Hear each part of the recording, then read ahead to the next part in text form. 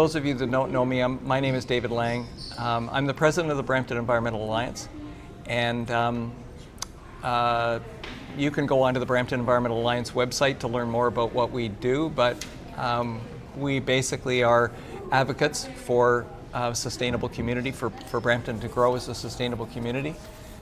I'm with Alice Castleman today and Sadia Butt, who is not yet arrived, but Alice, I'll let her introduce herself in a minute. Our project is called Rooted in Hope, and it's basically, at the very simplest level, it's about planting trees and monitoring tree health and growth, right? So that's kind of at the one layer. At the next layer, it's really about learning about natural heritage and understanding the benefits of natural heritage for our community. But hopefully it will give you some skills that you can use as you continue through secondary school, move on to whatever post-secondary things that you want to do. We're going to teach you how to be, or we're going to give you some of the skills required to be change agents. Three takeaways that we want you to come away with today. The first is confidence and ability to teach others. Right? So some of you have already been through this training. Who's been through previous training courses with us back in the fall? Okay, terrific. So you're going to build on your skills today, right? The objective is that you're going to, and for others, you're going to start to build those skills, but you're going to particularly build on those skills and learn how to take what you've learned and translate that to others, okay? So we're going to make sure that you know all the equipment and the names of the equipment, and Alice and Sadia are going to, hi Sadia, are going to show you how to use that equipment. We're going to show you how to do some research if you don't know the answer to something, because oftentimes we won't know the answer. We're going to show you how to do data capture and validation. And that down there in the plaid is Sadia, and she's going to deal with data, and I'm going to deal with measurement. So we're going to work together, which we always have, and so I'm thrilled to bits to be able to train you in measurement. That's the vision I had, as I mentioned to some of you. We started, so how can we help? Because I'm an old science teacher for many years, decades. I want to share the science, because change is constant, all the time. How do we get into our own selves and help change and understand change and share our vision of change and how we can be positive about it? We are doing something that's important. You just heard that Brampton needs your help, okay? So it's very simple what we're going to do today in terms of measurement. There's only two pieces of equipment. You all know how to read a measuring tape. I'm hoping in centimeters and millimeters and meters, and the caliper, which will be in millimeters. So basically you're going to put your finger through there to test how to do this, and I'll show you how. You just hold your thumb on the button, you squish it a little bit gently, because this tree bark is like your skin.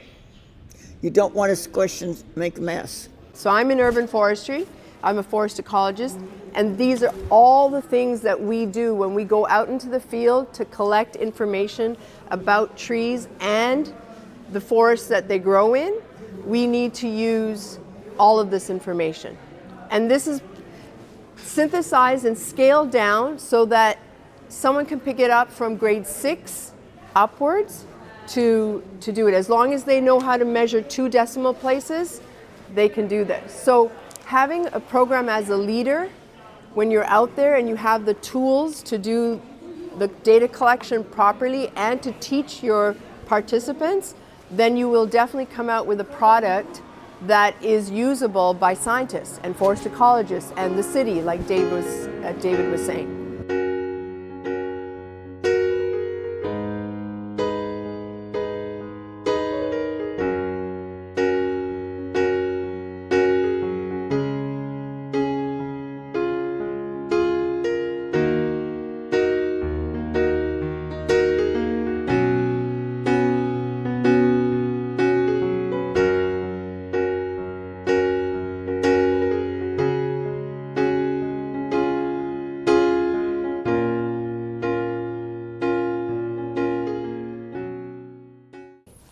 this carbon calculator allows you to input a measurement of a tree species as well as the diameter.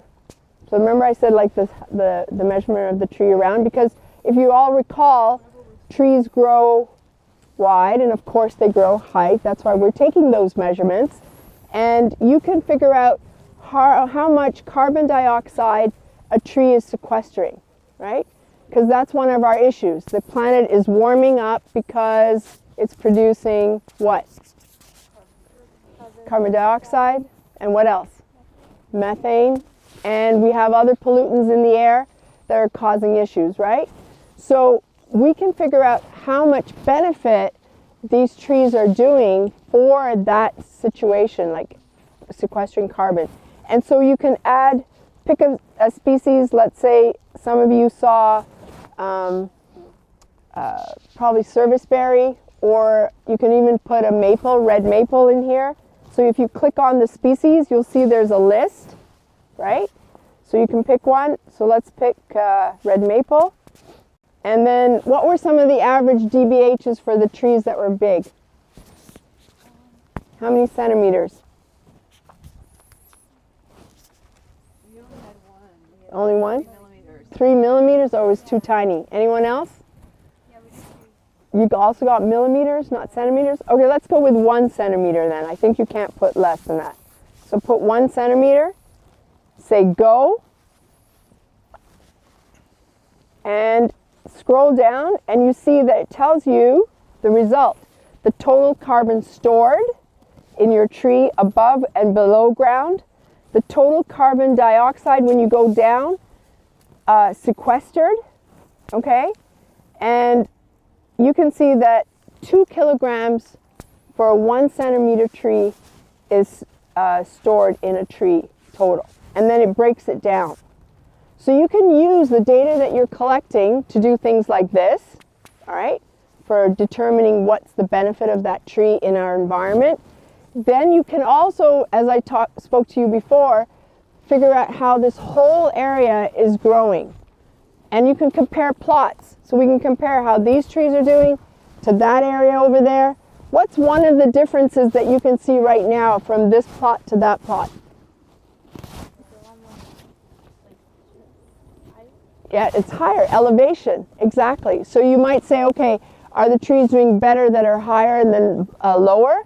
So you can create a whole bunch of experiments. What's another one that we found? What happened to the trees outside the fence? They were eaten. And then so you can also compare how well the trees are growing that are inside the fence versus outside the fence. Perfect. Well, ladies, would you first of all give us your name, just to introduce yourself? My name is Bethulia. Bethulia? Okay. And which school do you go to? Louise Arbor. Louise Arbor. And My name is Christopher, and I go to Louise Arbor too. okay, terrific. Why did you decide to come out today? So I decided to come out today because I remember I was also part of the Root and Hope fall training. Yes. So I decided to expand on my skills, and I thought it was like a good refresher of monitoring tree health and and it's like with that information we can see like what areas we can improve on. Okay. Yeah. Terrific. And what about you, Isabel? I just wanted to do something new and chill, to be honest. Yeah, and try something new because it was giving Eco Squad, and you get genuinely volunteer hours. And apart from that, I wanted to see what it is about, Yes. what they do and why we have to come here. Okay. So, what's one of the things that you learned today?